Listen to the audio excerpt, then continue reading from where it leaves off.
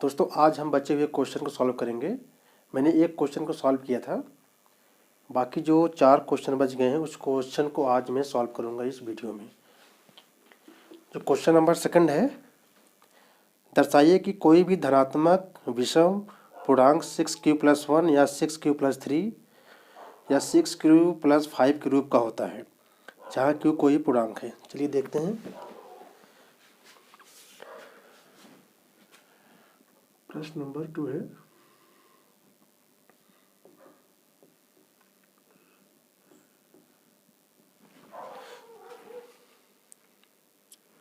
(6q+1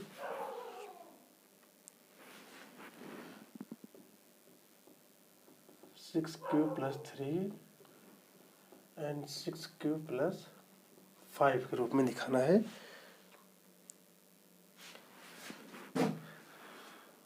तो फिर वही हम सबसे पहले मान लीजिए ये कोई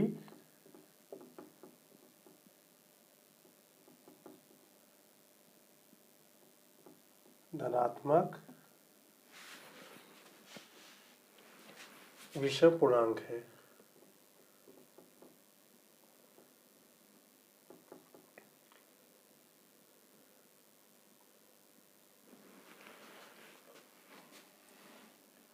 अब अगर हम बात करें यूक्लिड की,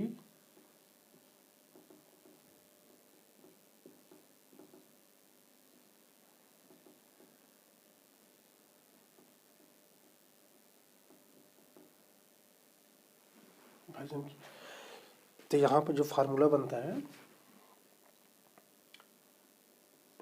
A = BQ+R।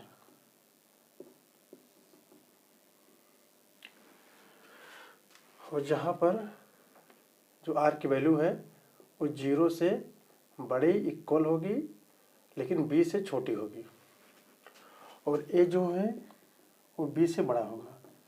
यहाँ पे चीज़ और लिख लेंगे, और A बड़ा है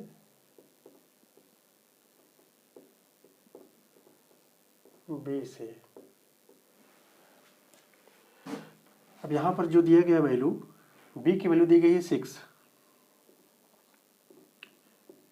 B की वैल्यू 6 दी गई है, और R की वैल्यू क्या होगी? फिर R की वैल्यू हमेशा यहाँ देखें अगर तो B से छोटी होगी, 0 भी हो सकती है, 0 से बड़ी हो सकती है। तो यहाँ पर एक 0 हो गया, 1 2 3 4 एंड 5, यानी B की यहाँ पर टोटल 1 2 3 4 5 6 कंडीशन बनेंगी, क्योंकि यहाँ पर B 6 है तो R की वैल्यू 6 से छोटी होगी, 6 से छोटी R के टोटल 5 तक वैल्यू हो सकती है। 0 से लेकर अगर गिनेंगे 6 हो जाएगी।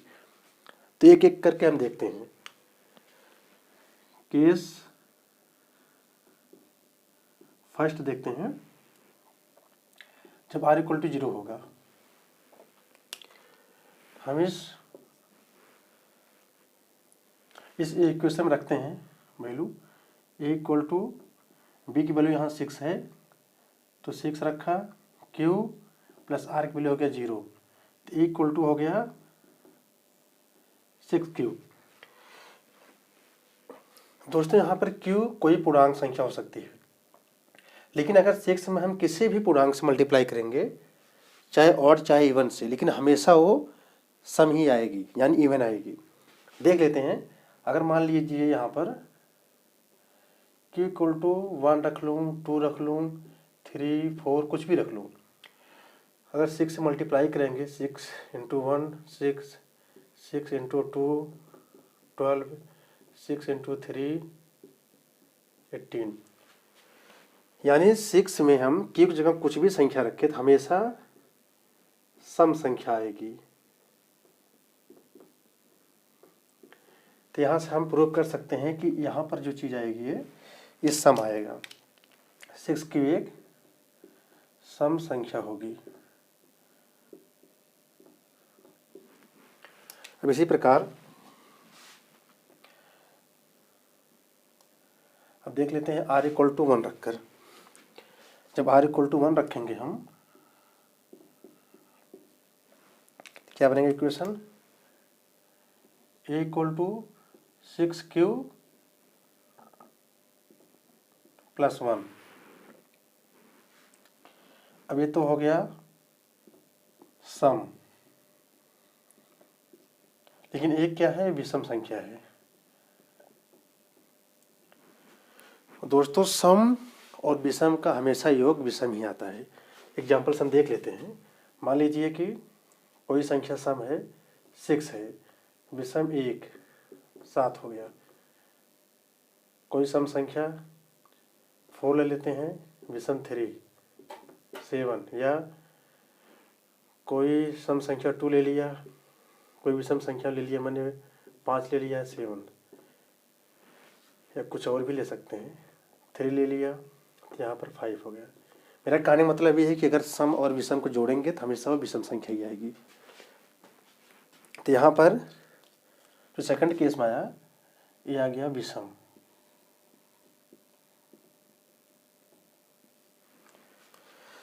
इसी प्रकार हम r इक्वल टू 2 रख के देखते हैं। r की वैल्यू केस 2 हो गया। अब केस 3 देखते हैं। r इक्वल टू 2 रखते हैं। a equal to 6q plus 2, ये सम है और प्लस ए भी। 2 जो है सम संख्या होती है, आपको पता होगा। सम और सम को जोड़ते हैं हमेशा सम आता है, आप देख सकते हैं। कोई भी सम संख्या को और सम संख्या जोड़ेंगे तो हमेशा सम संख्या ही आएगी। तो यहाँ पर आ गया ये सम। इसी प्रकार हम केस 4 में देखेंगे।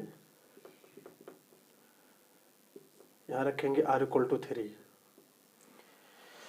जब r इक्वल टू 3 रखेंगे तो बनेगा जो equation a equal to 6q plus 3। अब यहाँ पर सेम कंडीशन हो गया केस 2 की तरह। ये हो गया ये हो गया सम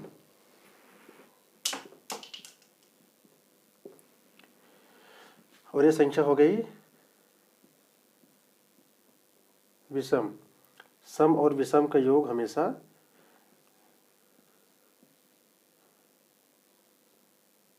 विषम आता है।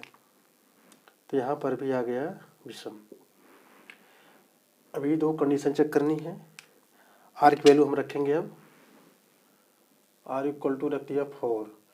जब 4 रखेंगे इसी तरह से a equal to 6q plus 4, ये सम संख्या है प्लस 4 भी है सम संख्या। तो सम और सम का योग हमेशा सम होता है। Last condition r equal to 5 रखते हैं। a equal to 6q plus 5, ये हो गया सम, ये विषम। सम और विषम का योग हमेशा विषम होता है। तो हम यहाँ से अगर इक्वेशन रख दूँ, मान लीजिए इक्वेशन नंबर 1 हो गया, इक्वेशन नंबर 2 हो गया, इक्वेशन नंबर 3 हो गया, ये 4 हो गया, ये 5 और एक 6। तो अगर हम इक्वेशन नंबर 2 समीकरण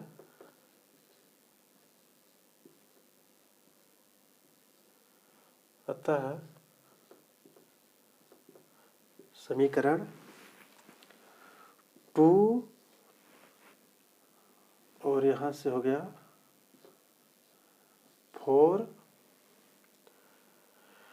और 6 से प्रूफ होता है कि जो क्या क्वेश्चन था,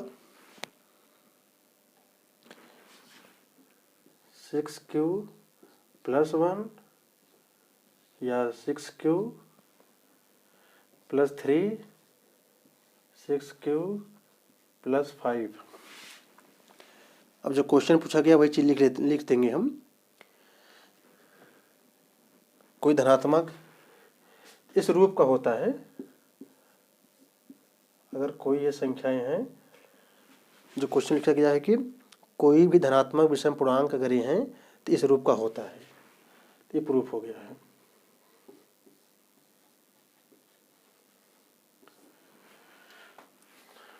अब देखते हैं अगला क्वेश्चन। जो अगला क्वेश्चन पूछ रहा है इसमें, अगला क्वेश्चन है किसी परेड में 616 सदस्यों वाली एक सेना आर्मी की टुकड़ी को 32 सदस्यों वाले एक आर्मी बैंड के पीछे मार्च करना है। दोनों समूहों को समान संख्या वाले स्तंभों में मार्च करना है। उन स्तंभों की अधिकतम संख्या क्या है जिसमें वो मार्च कर सकते हैं। तो यहाँ पर वही HCF निकालना है यूक्लिड विभाजन के अनुसार।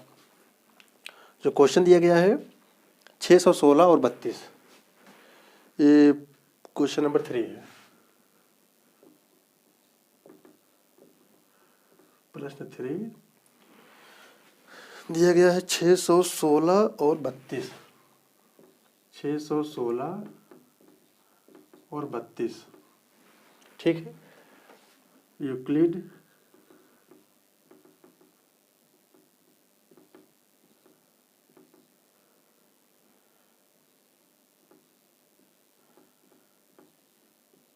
विभाजन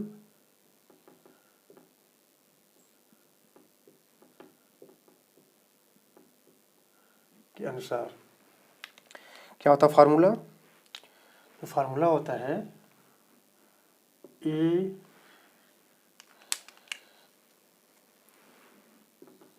इक्वल टू BQ + R, जहाँ पर R की वैल्यू 0 से बड़ी होती है या उसके बराबर होती है, लेकिन हमेशा B से छोटी होती है।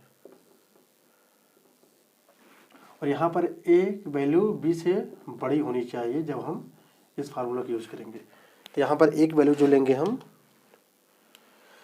616 लेंगे, तो यहाँ पर रखते हैं 616 इक्वल टू 32।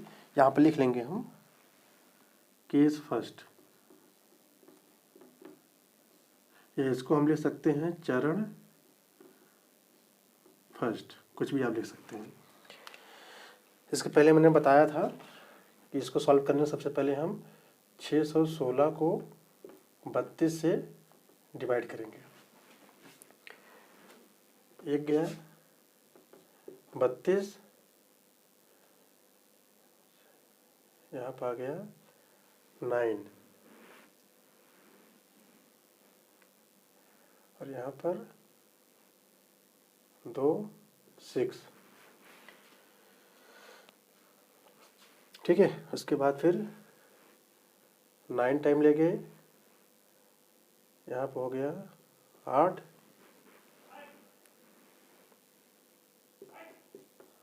28, यहाँ बचा 8। फिर यहाँ पर दोबारा हम केस सेकंड में, अब यहाँ पर इसको हम लिख लेंगे पहले। अभी जो वैल्यू हो गई, ये वैल्यू हो गया किसका? Q का, और ये वैल्यू हो गई R की। और तब तक हम इसको सॉल्व करेंगे जब तक कि R की वैल्यू 0 न हो जाए।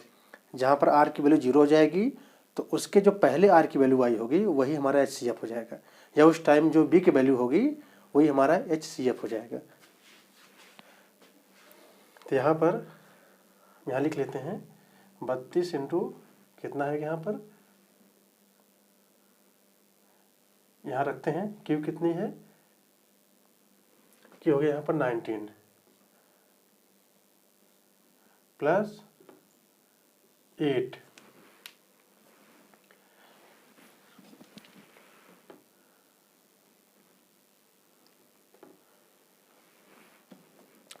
केस सेकंड में देखेंगे। यहाँ पर केस सेकंड में अब फिर इसको हम A मान लेंगे और 8 को हम B मान के चलेंगे। फिर यहाँ हो गया 32 इक्वल टू 8, फिर 32 को हम डिवाइड करेंगे 8 से, यहाँ 4 बार जाएगा, 0 हो गया। तो r इक्वल टू यहाँ 0 हो गया।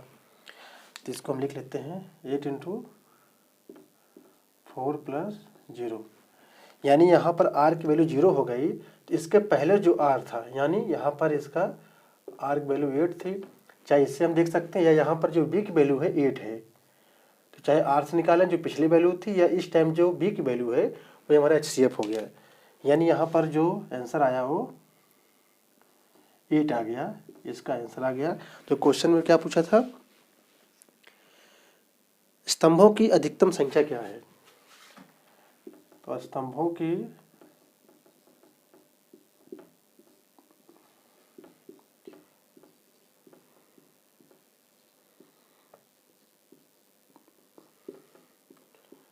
अधिकतम संख्या 8 है, ये हमारा हो गया आंसर, हो गया 8। देखते हैं क्वेश्चन नंबर 4। जो क्वेश्चन नंबर 4 है उसमें यूक्लिड विभाजन का प्रयोग करके दर्शाइए कि किसी धनात्मक पूर्णांक का वर्ग किसी पूर्णांक m के लिए 3m या 3m+1 के रूप का होता है। तो चलिए देखते हैं इस क्वेश्चन को। क्वेश्चन नंबर 4 है,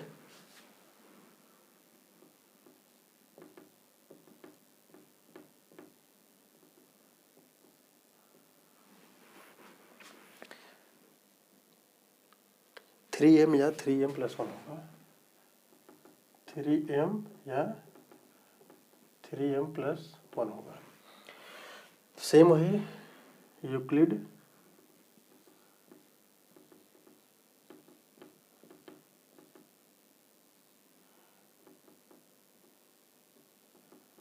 विभाजन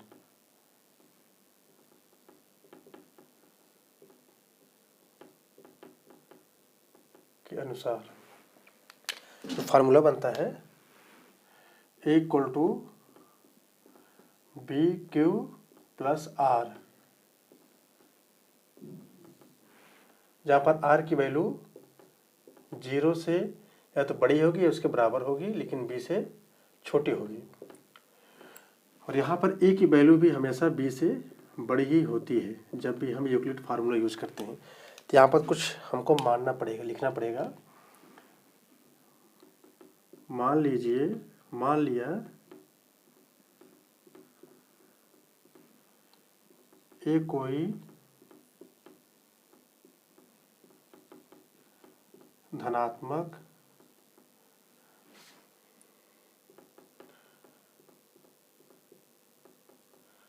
पूर्णांक है जो B से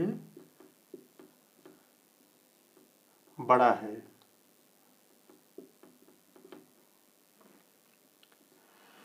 और यहाँ पर जो B की वैल्यू दी गई है, अगर हम निकालें यहाँ से 3 है, यहाँ से 3 ले लेंगे, B इक्वल टू 3। जब B इक्वल टू 3 है तो R की वैल्यू हमेशा 3 से कम होगी, 0 हो सकती है, 1 2, 0 1 एंड 2, 3 वैल्यू हम लेंगे R की। तो R की वैल्यू यहाँ से होगी 0 1 एंड 2।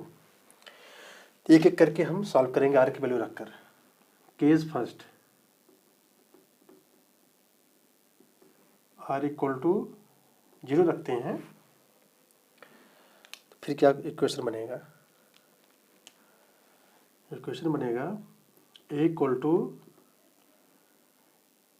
B की वैल्यू है 3, Q R की वैल्यू 0 हो गया, ठीक है। A इक्वल टू हो गया 3Q। लेकिन जो क्वेश्चन दिया गया है इसमें पूछा है वर्ग, तो इसका हम वर्ग कर लेते हैं, यानी इसे स्क्वायर कर लेते हैं। जब स्क्वायर करेंगे तो A स्क्वायर इक्वल टू हो जाएगा 9Q स्क्वायर। और यहाँ पर हम 3 को फर्दर आगे हम सॉल्व करेंगे इसको हम, तो A स्क्वायर इक्वल टू 3 यहाँ कॉमन ले लिया, 3Q स्क्वायर हो गया। ये 3Q स्क्वायर को हम मान लिए m, यहाँ पर लिख लेंगे, मान लिया 3q² इक्वल टू m। दोस्तों यहाँ पर एक प्रॉब्लम ये आ सकती है कि आप सबको डाउट हो सकता है कि कहाँ से m आ गया। तो आपको बता दूं कि मैथ में हमेशा कुछ न कुछ वैल्यू को माननी पड़ती है। कभी कभार का हमेशा माननी पड़ेगी। जब क्वेश्चन को सॉल्व करेंगे इस टाइप क्वेश्चन को हमेशा कुछ वैल्यू को मानना पड़ेगा। तो यहाँ पर हम इस वैल्यू को m मानकर हम सॉल्व कर रहे हैं। तो आगे भी हम इसी टाइप क्वेश्चन सॉल्व करेंगे, उसमें आप देख सकते हैं इस वैल्यू को हम कुछ भी मान सकते हैं, लेकिन हमको जो प्रूव करना होता है प्रूव करने के लिए कुछ वैल्यू को हमको मानना पड़ता है अपनी तरफ से। तो यहाँ पर हम जो q² m मान लिया, तो यहाँ पर हो गया a² इक्वल टू 3m। एक कंडीशन यहाँ पे आ गई। अब केस सेकंड देखते हैं। यहाँ पर केस सेकंड, इसमें r की वैल्यू जब हो जाएगी 1, इसमें हम रखते हैं a इक्वल टू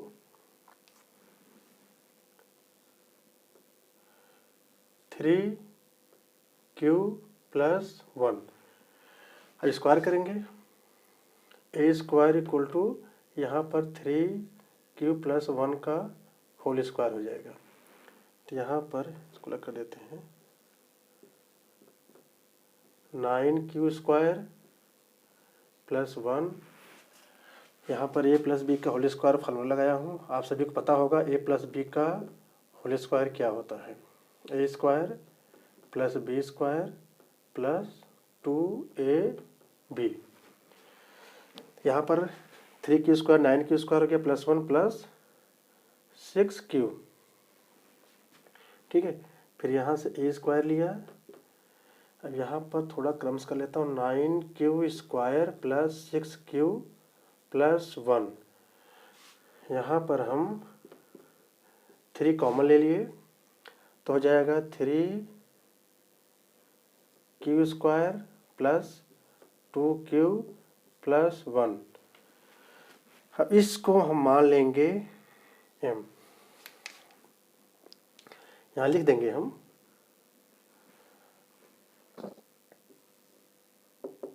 मान लिया 3q² plus 2q equal to m।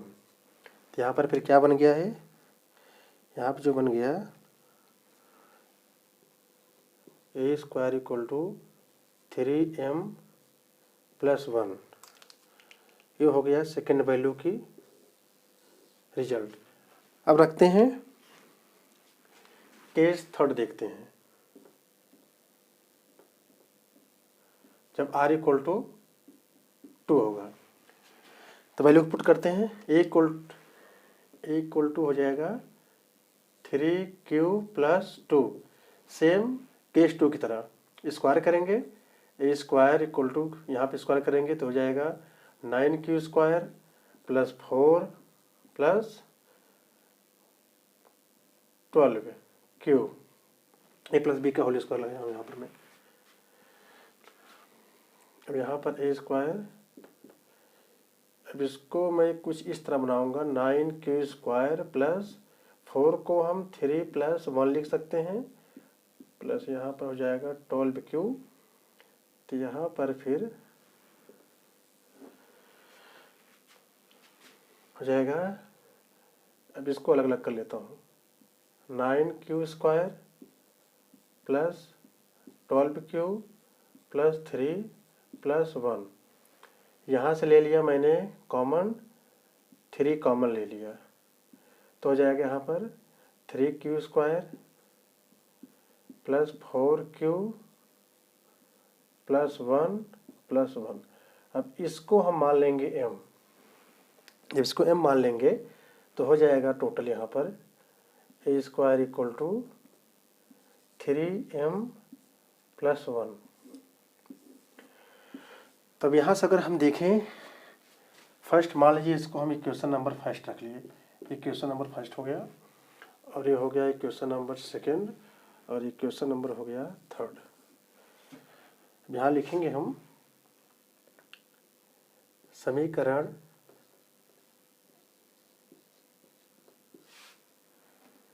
1, 2, 3 से बाकी जो इसमें बोला गया है कि दर्शाइए धनात्मक पूर्णांक वर्ग किसी पूर्णांक के रूप का होता है। तो हो गया यहाँ से 3m यहाँ पाया 3m+1 सभी आ रहे हैं, तो 3m और 3m+1 के रूप का